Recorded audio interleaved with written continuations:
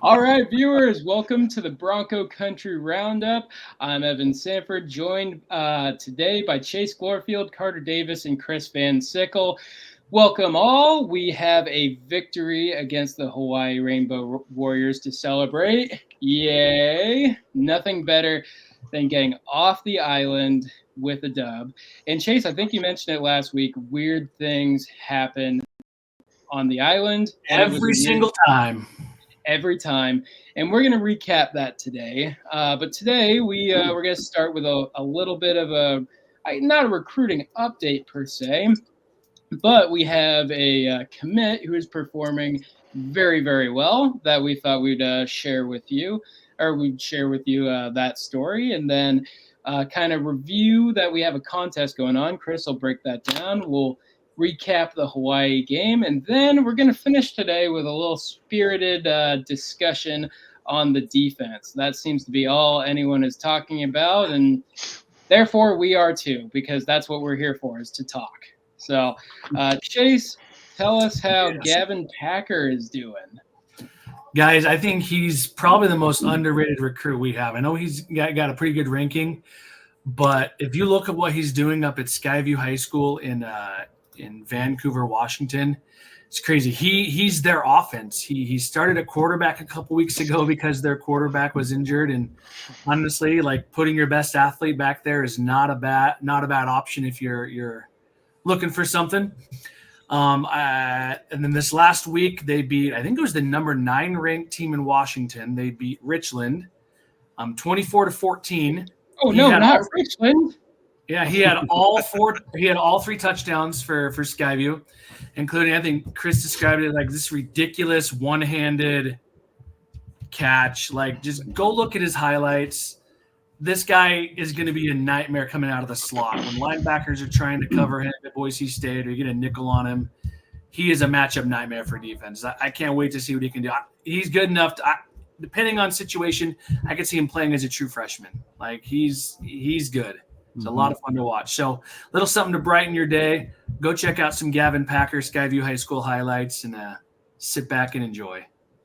And you know what? Like, that kind of makes me think, like, ooh, this could be a guy that we kind of utilize in some of those gadget plays and trick plays, which seem to have left the Boise State offense.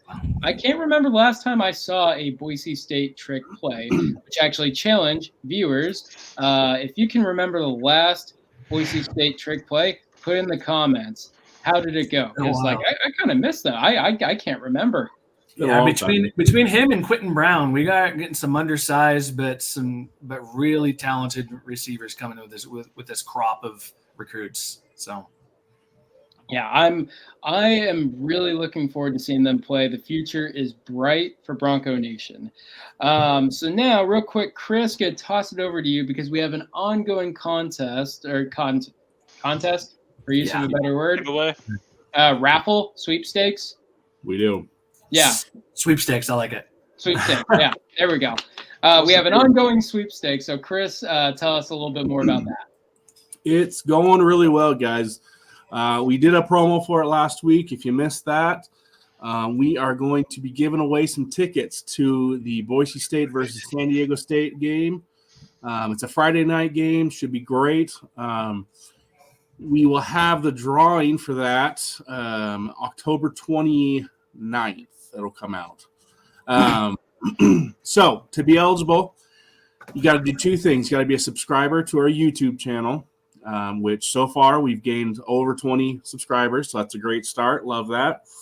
And you need to comment hashtag Bronco Country on any video, either on our promo one, this one, or anyone going forward if we have more this week. So comment hashtag Bronco Country. Get it entered in to win those, and we'll do our drawing here in a couple weeks.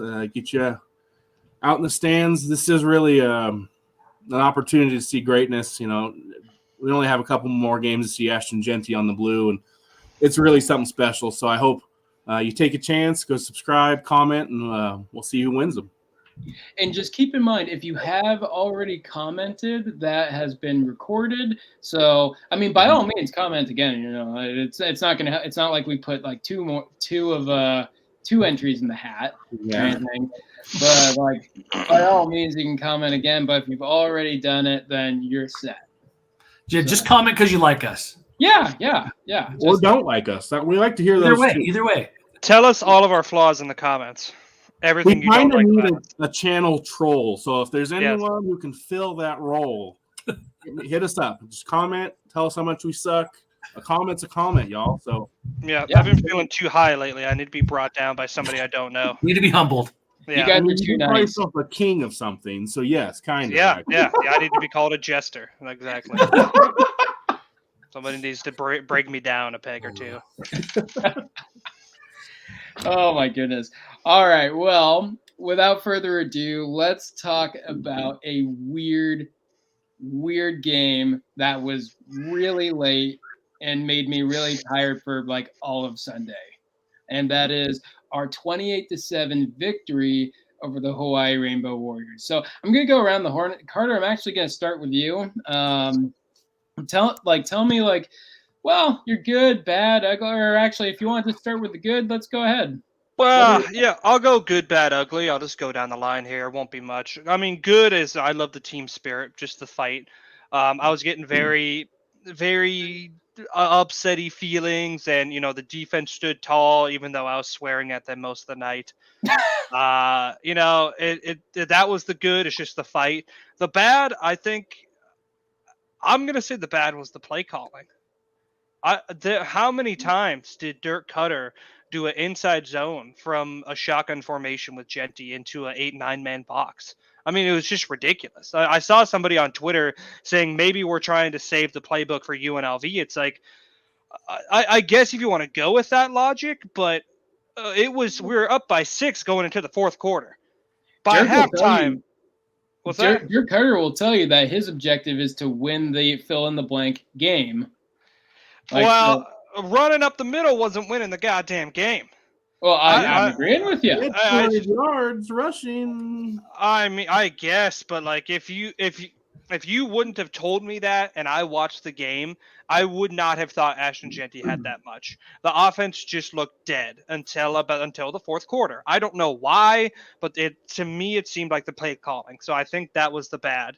And to go with an ugly, Hawaii's football stadium. Oh, That is my ugly. Broadcasting crew. there are Texas high school practice fields. Exactly. It looks worse than the field I played on at CUNA High School. I mean, it just looked, the energy felt dead. Everything just looked generic. It's just, I feel so bad for those people because they had Aloha Stadium supposed to be demolished, still hasn't been, and they're now stuck in some garbage pieced together stadium until 2032 or whatever their new number is, because it always seems to be a new number. So that was the ugly. It's just that stadium is just tough to look at, and I bet it doesn't feel like home for those people. Yeah. And can we leave CBS Sports out of the Pac-12 media deal, please? Please. I'm not sure if we're supposed to be talking bad about CBS. Aren't they our thing, though? Yeah. I think they're our sponsor. We can't be saying that. We love CBS Sports. Yeah. Sports is awesome, guys. Come on. I had a Camera moment. angles were perfect. I They have always did very that. specific feelings about CBS Sports. Yeah. That is my I statement. had a momentary lapse in judgment, and it appeared that I thought that their broadcasting crew didn't know names of players.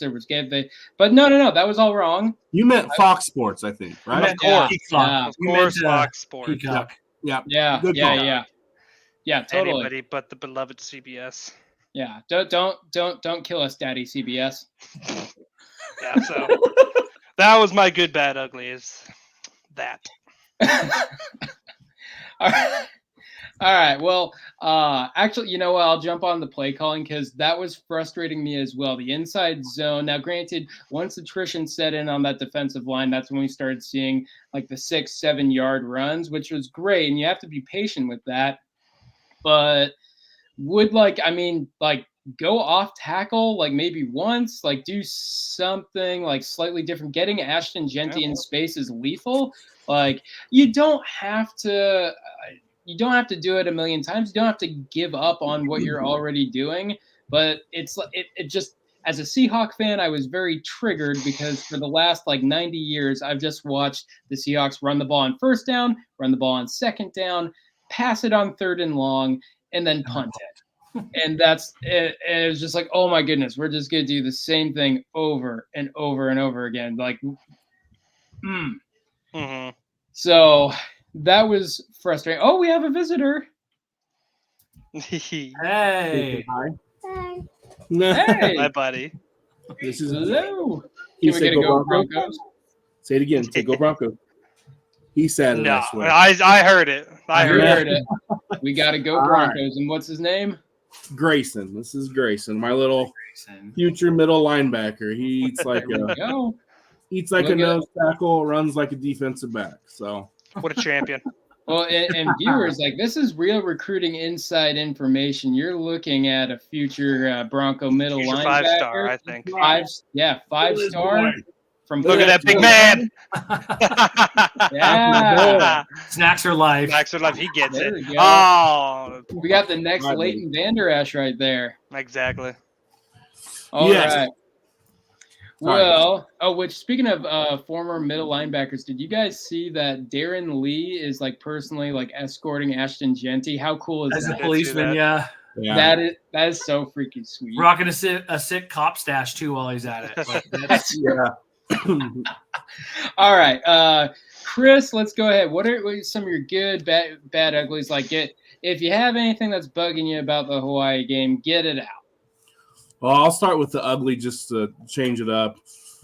Media timeouts. Oh, My goodness, folks. Can we not take 15 minutes to review every single thing? And, I mean, do we have to have a commercial every time there's a break? It's just getting ridiculous.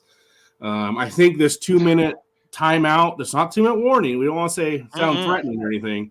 Yeah. This 2-minute timeout is just to get more advertising, guys. I am so sick of it. The flow of the game is awful. they had like a 10-minute review, and then there was one play, and then we went to the 2-minute timeout. It was just one play in a 20-minute span. It was just. I can't imagine being a player that's trying to stay in rhythm and stay warm, and you get to play 3 snaps every 45 minutes because, well, I mean, say you went 3 and out. Well, then you've got another 20 minutes of break. It's just ridiculous. I'm so sick of it. It's only getting worse. So that's my ugly. Let's see. The bad. I do feel like the offense was just a little mixed up, especially in the red zone. I thought, I kind of wish we had gone for it on 4th down there a couple times.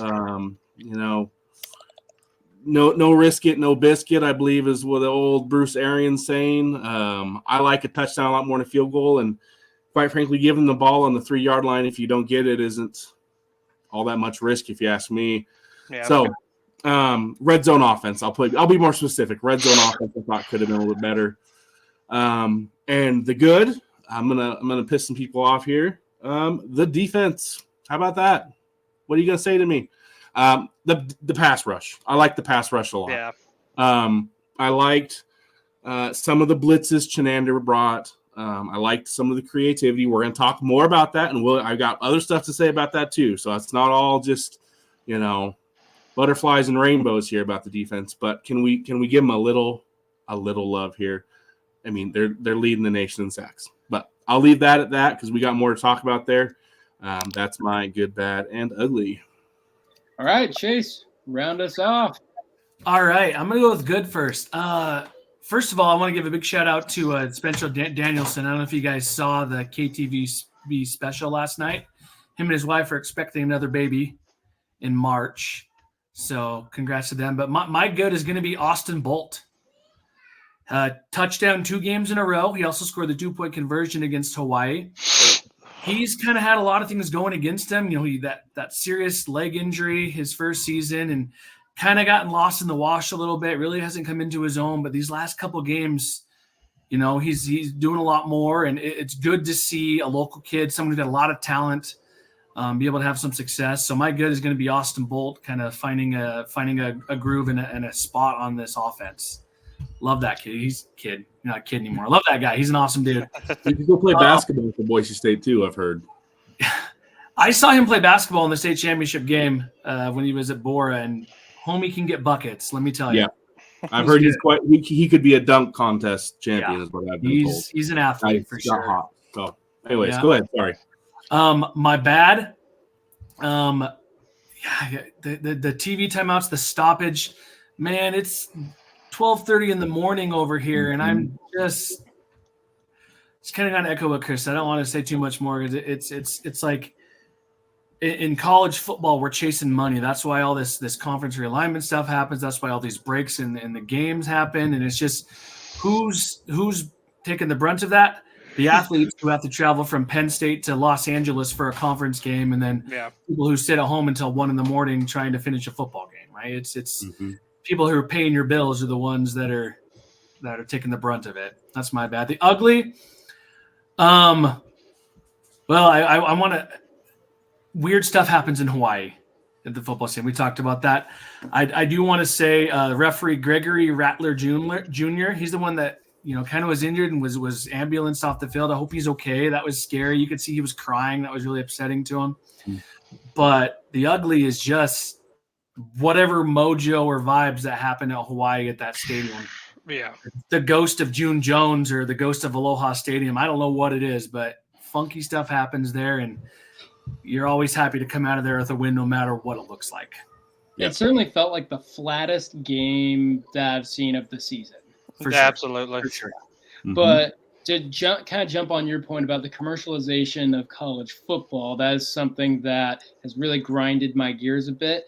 The 2024 national championship between the University of Washington and Michigan took a little bit under 5 hours to complete.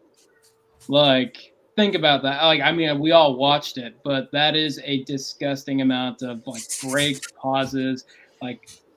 It is one of the probably the most annoying thing about college football is that it takes so long to get through a game. Yeah. And that's so you talk about late night TV timeout. It's midnight. It's like, can we just get on with this? And it has no signs of letting up. But for the record, I don't think the fix for that is shortening the actual football game. Yeah. Oh. And I'll just leave it at that. Yeah. Well, anyone who knows me in real life knows I can probably rant for too long about this topic. So we're going to leave that. And we're going to go to my good, because actually the run game was pretty darn good. The run game was the run game. We got over 200 yards of rushing offense with a touchdown. So that was amazing. But I want to shout out the pass game. Pass game had a nice, awesome get-right game against Utah State. And there were ebbs and flows to it, but built off of that success. So Maddox Madsen, he's very streaky so far. So he went through that streak where he was underthrowing it or throwing behind, but then get him into a rhythm, and he was hitting some passes with some zip too. I don't want to say criticized him, but basically said he doesn't have the strongest arm in the world. And while that still is true, he's putting a lot more zip than what we've seen from him in the past on his balls, and that is really good to see.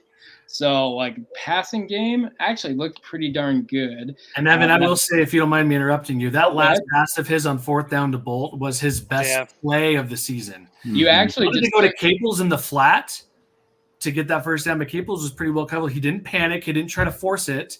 He went to the next read and threw a beautiful ball to Bolt. Yeah, that was his best play of the year. Now, again, with Mad Dog, there's the near miss. There was that deflected, should have been an INT that Genty caught and took it nearly for a first down. Yes, there are the flubs. He's still when he's got pressure in his face, he still delivers high, and that's the most dangerous thing. So again, there's the good and the bad, but the pass game overall for a college quarterback, that was pretty darn good, and it seems to be on the right trend. from game 1 to game 6, which, by the way, we are now halfway through the season. It is half over. There's only 6 more. That's it. 6 more guaranteed. That's crazy. I want like between my bad is between the 20s because our red zone defense. I'm with Chris. The red zone defense is really, really something special, and then our ability to dial up pressure. That's really good. Like at least initially, it wasn't getting home. Chinander does take time. He makes adjustments, and then we saw the fruits of those adjustments late in the latter part of the game, where we really started to get home on Shaker. That, to me, that's worth its weight. It's worth its weight in gold. Someone who is willing to take what's already given, what the offense in this case is kind of giving him, and tweak a few things and find success that way. That's great. We had that one mismatch, as Carter, you mentioned in the pregame, that touchdown that they got on the deep throw was really just a mismatch, and their offensive coordinator saw it and pounced on it. So those things happen. It's college sports. We gave up 1 touchdown. That's pretty darn good for a run and shoot offense. But again, like between the 20s, that's where I'd like to see this defense like tighten up a bit. We're going to talk about it a little bit more later. Well, actually, as we move on towards the next segment. But I did want to actually bring up the special teams as a part of my rock solid. I'm not going to call them good yet. I'm going to call them rock solid because we didn't see mistakes. And it looks like every week they're also getting a little bit better ever since Oregon. So that's very good to see. Still miss JFR. That's a bummer. He's still hurt, but it looks like Reeser is doing quite well in his stead. And then Jonah Dalmas does Jonah Dalmas things. The coverage teams are looking good, or at least looking better. So we'll take that. There was the now actually, and I'm gonna kind of kick this out to you guys, but there was that punt where is it Cooper? Cooper Jones? Jones, yeah. They let it roll, and that was I had the same feeling. I was like, oh no, you got to feel that. But at the same time, what would you rather the kid do? He's got like a screamer coming at him, and it's bouncing. So if he doesn't feel like he can field it cleanly, he's risking a fumble or getting us pinned. Yeah, I'm okay with what he did in that situation. I'm okay with it too. Yeah, I don't think it's a bad situation or a bad decision there. I think it didn't help us, but it didn't hurt us. Yeah. I think it's overall the inactivity from Cooper Jones. He was brought in to be a punt returner, and I don't even think it's his fault. I think it's the blocking that has to happen in front of him for him to get an opportunity. But I can't think of a return that he's had probably more than 10, 15 yards. And it's just disappointing. That really felt like an opportunity where he could have done something, and then he just let it roll right past. You know, hindsight, definitely the good decision. But in the moment, I was like, okay, he's got a chance. And then all of a sudden the ball shoots backwards 30 yards. It's like, well, what the hell? So I definitely get it now. But in the moment, I was so pissed. A 70-yard punt. That's pretty – something's got to go weird there to have a 70-yard punt. Yeah. So, that one was like – I guess that's the one wart of the night from the special teams, and if that's the one wart, then I'll take it because that unit needs to keep progressing. That's all I'll say on that. But at least they didn't make a whole bunch of mistakes this game, which was quite nice. But moving on, I guess I'll get us kind of started. We wanted to discuss for our major segment today the defense because that has been harped on Twitter, online. All season really, and like ultimately I'll just get started. I don't think this team this defense is as bad as maybe the numbers say. They're still trying to figure it out. They're still making adjustments, but what's killing them, at least in my mind, well, 2 things is just the yards allowed between the 20s and 3rd and long. So we can circle back to those things later, but I'll kick it off around the horn. Chris, you are quite bullish on this defense, and you know what? And they deserve a little bit of praise for their successes. There's far too many people who are jumping on them for their failures, not enough reaping or giving them praise for their success. So go ahead, get us started here. Yeah, I don't know if I was, bullish. Yeah, I am. I think I'm realistic. I think people are needing to accept them for what they are, and that's going to be a defense that rushes the passer really well, blitzes, and if they don't get home, they might get burnt, and that's going to happen. You lead the nation in sacks. That doesn't happen on accident. That's Chenander's goal is always to get home, and in order to get home, you have to give up a little bit more risk on the back end. Now, do I think the defensive backs could play better?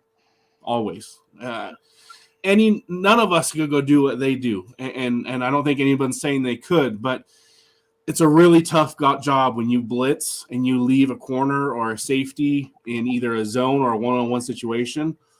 It's going to be really hard for them. So I think we need to take the good with the bad. You get the good, you get the sacks. It's super fun.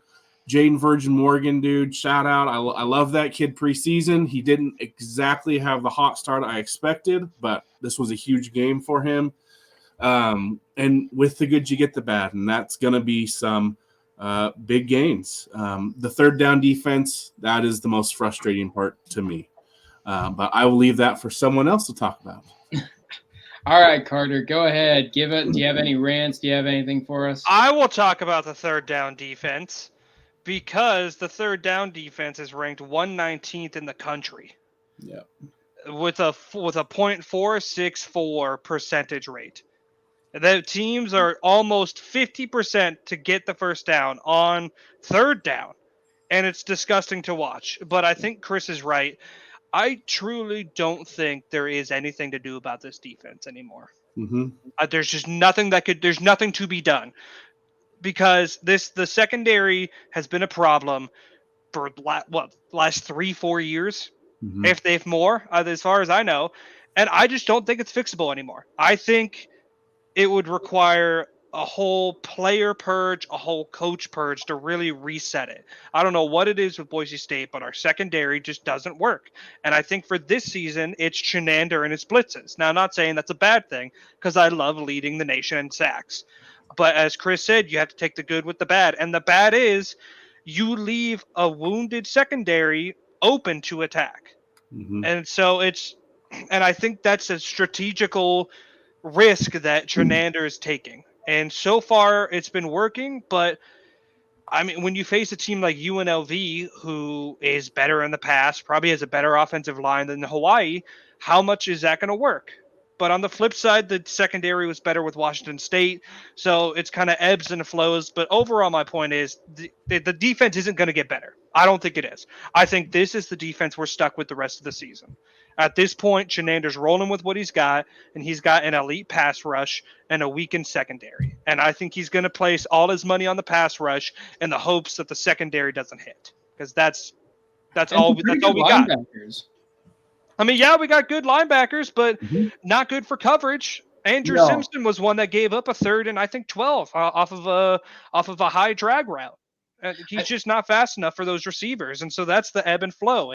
Is you put the pass rush, you have to leave a linebacker for coverage, and sometimes it works, sometimes it doesn't. Bronco Country contributor Nathan Carroll was throwing out some the PFF rating for Andrew Simpson is that he is elite in the run game, he's elite in the pass rush, and then his grades plummet when he has to defend against the pass. Exactly. So, I mean, I think Chenander is aware of that. Maybe he could rush somebody else or rush Simpson and leave somebody else in coverage. But I think Chenander is aware of it. I'm not going to buy I need to be better and I need to be better, or bit that he's doing anymore. I don't think the defense is going to get better. This is what we're going to be left with. We're going to go into UNLV with this defense. We're probably going to go into the Mountain West Championship game with this defense. And Lord willing, if we make a CFP, I hope to God we do not play an elite quarterback. Because if we do, we would need a historical night for that defense to not get picked apart. And I love those boys, but it's just not – it's just played all right against Dylan Gabriel. Yeah. Well, we also got how many sacks against Dylan Gabriel? 5, 6. Yeah, exactly. Exactly. So when it works, it works. But I'm Yep. worried for the day that it doesn't. Yep. Yeah, my hot take is I think Dylan Gabriel is a great college quarterback. He's not an elite quarterback, and he'll go he's a day 3 NFL. Well, he has the talent for day 3 NFL pick. Will he go higher because of the pedigree of Oregon? Probably, but that's a scouting department failure. He's either going to be Johnny Manziel or Baker Mayfield. I don't think there's any in between. Yeah. That's. I hope he's off the field better than Johnny Manziel. Yeah, but on the field, I think he see is, him yeah. as Johnny Manziel. I think he's a decent enough person from all accounts. Yeah. So take that. All right, Chase, give it to us. What do you think? All right. So my biggest gripe with the defense, and I'm going to kind of bittersweet here. They've only forced, let me double check here, 5 turnovers the entire season. Oh, that's 1 ugly. interception and 4 fumble recoveries. And the 1 interception was that Portland State, I believe. It was That was Washington State, but it was a garbage throw. It wasn't even a good pick. It went right to Benefield. And then It was a beautiful pick. 2 of What do those you mean? recoveries were against Oregon, which got us back in that game. Yeah. But outside of that, like there hasn't been. If you want to win, you got to find a way to force turnovers against these good teams. Against Oregon, it kept us in the game. Against Washington State, it was a bad throw, but that came at a good time as they were driving, as the Cougars were driving. But if you look at each week, the coaches go in with a game plan. They prep for certain things. They watch film. They prep for certain tendencies an offense has. And it's worked pretty well every week outside of week 1 against Georgia Southern, I feel. Mm-hmm. When, maybe we didn't know who's going to play quarterback for them. We didn't know what was going to happen, but we ended up outscoring them, right? Against Washington State, phenomenal defensive performance and prep and plan. Against Oregon State, same thing. It was the special teams that let us down a little bit in that case. Hawaii, run and shoot offense, right? They're going to throw the ball down the field, right? But hold on a second. Chase, what the hell is that? My daughter. Okay. Some chips sounds like. I know like a that. snack. Trust me. Sorry. But and when you get inside the red zone, it shortens the field. There's not as much space for these receivers to move. To me, it looked like that was the plan, not to sit there and let their receivers just get open passes and hope we can tackle them. But the plan was to buckle down when it mattered in the red zone, and that's exactly what happened. I mean, if you look at the stats, let me look at this here from the game. Hawaii had, or Shager, their quarterback, had 17 rushes for 5 yards. That's what happens when you get sacked 8 times, right? And we know they're run and shoot. They're gonna load up on rushing yards, but the game plan was to be tough when it mattered, when they didn't have as much field to use in that passing game, and it worked. Right? We talked about the one touchdown they got was right after Tubner got ejected for targeting. Their OC saw Bowen Phelps out there and sweet, let's put our speedy slot guy on him and on the nickel back there and let him go, and it worked. Outside of that, I don't know. I never felt like that game was in doubt for Boise State. Mm-hmm. I know it was tight, but again, Ashton Thanos Genty, it felt inevitable that he was going to do his thing, that he was going to wear Hawaii's defense down, right? And so our defense, Boise State's defense, did what it needed to do in those moments. Does that make sense? So yeah, absolutely. And if you look at what Utah State did against UNLV, what did they had hung 30. 35 points and had 584 yards of offense against UNLV, against what is a good defense. Mm-hmm. Yeah. And the Petras is not a interceptions and quarterback. was that? Spencer Petras is no slouch at quarterback. He started at Iowa against Big Ten defense. It was a good ball. He is a good quarterback. You're right. I don't think our defense is phenomenal, but the plan has worked every week outside of the first week when we were just able to outscore Georgia Southern. And in my mind, our secondary is still a step or two slow. right? I think Devon Banks is cornerback 1 now. He's our best cornerback. Yep. Marion McCoy's playing well. Irby still, it just seems like, Spencer Danielson saw a need in the offseason, got some transfer cornerbacks in, and a mixed bag of results. Yeah. Right. And so what Carter was saying, outside of a complete shift and change of personnel and coaches, and maybe that's what happens. Maybe we tried a partial shift. Maybe something bigger happens this offseason. I don't know, but I just want to see a few more turnovers forced. And hopefully some of the young kids develop. Yeah. Stick with the game plan. That's what they've done so far, and it's worked out. Can they find a way to generate more turnovers? I think that's going to decide the success and fail of this defense going forward. One name I seem to recall when we recruited him being highly regarded was and I might butcher the pronunciation, is Trayvon Tolmere. Mm-hmm. So and I've heard good things of Gabe Tahir too, the corner from Washington. Yeah. Guys. Yeah. Ty Taylor. There's talent there. Franklin Yeah. Johnson. I mean, but it's just not quite developed enough, I guess. Yeah. It's a physical position and it takes time to learn. So future is bright, but we might need, who knows, maybe in the offseason they get more of those kind of those bridge players who are maybe have 1 year of eligibility left, looking to finish up a graduate degree, graduate transfer, something like that. I don't know. That feels to me like the perfect plan in the offseason. But for now, moving on from that, going back to what I was saying, my biggest grievance with the defense is between the 20s. As we've said, it's this weird aggressive bend but don't break, where we are willing to blitz a lot but get burnt. And between the 20s, where there is more space to throw the ball, we're getting burnt a lot more.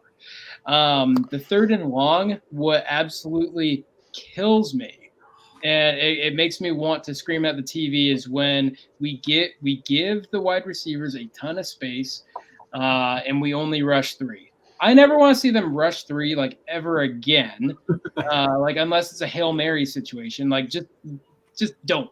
Even then, don't rush 3. Yeah, don't rush 3, because every single time, doesn't matter the opponent, the quarterback has had time to throw, and when the quarterback has time to throw, a wide receiver is going to get open even with an above average to elite secondary, which we do not have. It's been a recipe for disaster on 3rd and long, and it has killed me. If you're not going to rush 4, at least spy the quarterback on the guy like Shager who can run, and have a 4th person just sitting out there, so when he scrambles out the pocket, maybe put a little pressure on him, something like that. I was banging my head against the wall every time I saw that, and then boom, first down. Now. And Evan, there are a couple of 3rd longs where we sent the house. We sent 7 or 8 guys, and he bought time with his legs and found the open guy. Yeah. If you're going to blitz the house, you got to get home. Now those blitzes were what do you call? So there's the blind side, but what do you call just his throwing side, I guess.